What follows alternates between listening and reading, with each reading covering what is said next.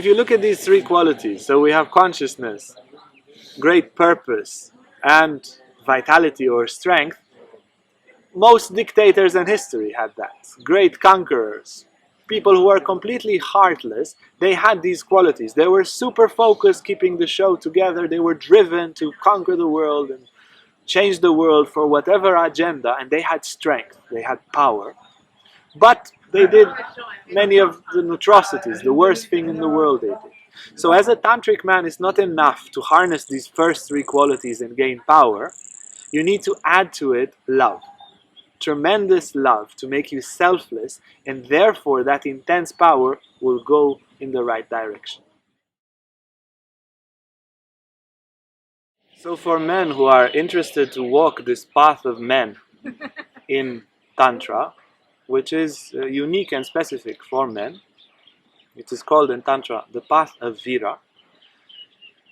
The essence of it is to make your individual or personal masculinity similar to the universal archetype, similar to the matrix of perfect masculinity. Basically, in today's world, there are very few examples of masculinity. There are very few real heroes that man can look up to and say, look, I want to be like that person.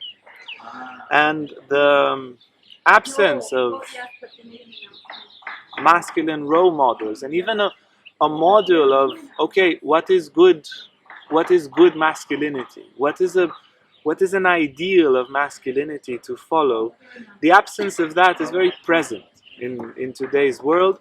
And Tantra is basically the invitation to return to a very good and very healthy model of masculinity.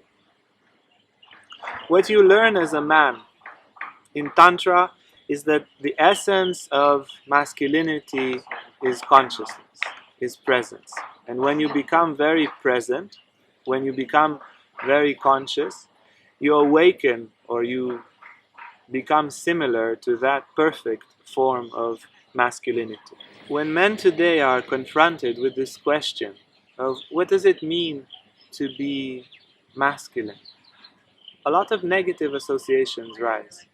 And there is a kind of, you feel guilty or maybe a bit confused about what is masculine. Does it mean if you're masculine, you're violent? And then, okay, if you don't want to be violent, then you stop being masculine. If you are masculine, then you are selfish. And then if you don't want to be selfish, then you stop being masculine. There seems to be a kind of... there are two role models which are somehow incomplete in today's world. One is that of a selfish, aggressive, macho man, who is at least responsible, powerful, can be protective, can be all of that. That's one archetype of masculinity that is obviously not complete and not spiritual because of the selfishness and the aggression. And then somehow as a result to that, because men and women realize that's not good, that's empty, that's useless, there appear this more kind of hippie, soft, sissy kind of masculinity who is very kind, true, and very considerate and trying not to step on anyone's toes and is very caring and so forth. But on the other side doesn't have this intensity, doesn't have this protective power, doesn't have the awareness, the responsibility, the firmness of the other macho archetype. And when you are standing as a man and you say, okay, which role model should I choose? This one is incomplete and that one is incomplete. So you can look in the scriptures, in Tantra. There is a very healthy module of masculinity which takes the good qualities from both these ones, extracts the negative qualities from both these archetypes or modules, and adds to it exactly the spiritual ingredient. Spiritual masculinity involves in Tantra 4 fundamental qualities. One is to be conscious and present. The other one is to be full of purpose, fire, dynamism, and so forth as another cluster. another one to be vital and strong, and as a global embracing of all of that, to be very loving. So if you awaken the state of consciousness, of alertness, of presence, you awaken the essence of masculinity. A man who is conscious, who is not afraid to see things as they are, who is quiet inside, who is neutral, who is detached. A man who can be in the middle of the storm, lucid, like these superheroes, all this X-Man, Deathman, Superman, John Man, all these men, all of them, they have this. This is how it appears in the movie. In the middle of the world is dying, this guy is solid. He's quiet inside, he's focused, he knows what to do. This comes from a certain awakening of consciousness. That consciousness awakened also in front of a woman who can be, you can be in a very tense situation, in the midst of a fight, or in a very ecstatic situation, in the midst of a lovemaking with a lot of energy. The ideal of masculinity stays conscious and quiet, stays observing, not cold, not indifferent, not pushing reality away, but having this essence which remains untouched, still, quiet, and is still present to the world. And that kind of central consciousness, that's the essence of masculinity. And through the tantric practices of meditations, of breathing exercises, of making love in the tantric way and all that, we aim to train ourselves and to train our students to awaken this state of consciousness, like a constant, very vigilant and very vivid state of consciousness, of presence. Now, together with this state of presence and of consciousness, there is, or combined, complementary to that, there is this state of purpose. It's like a cluster in which to awaken masculinity. Masculinity is awakened when you move towards something, when you move towards something of meaning, when your fire is on and you are burning for something. A man who doesn't burn for something is not a man. You gotta really burn for growth, for a meaningful project, for the purpose of your life, for an inner purpose of transformation, for a purpose of making this relationship work and bringing a lot of love to this relationship. So a man is constantly forming himself by moving towards a purpose. You go towards a purpose, and in the process you have to awaken some skills, and you have to break through some of your limitations. And doing that constantly, masculinity is forged. And in the search for a purpose, a man in Tantra invests constantly everything you have. You don't save anything for tomorrow. If you are walking on the path of Tantra as a man, today you will work and do everything as if there is no tomorrow. Tomorrow doesn't exist. This is the last day, and therefore you put everything. And then you will see, you wake up in the morning very energized the next day because you gave everything. And then the next day again, like the last day, you put everything in your purpose, in your relationship purpose, professional purpose, growth purpose. You put everything. That's what you do in Tantra. And with that, you take full responsibility of your mistakes. You receive feedback and you correct constantly. This is the purpose side of Tantric masculinity.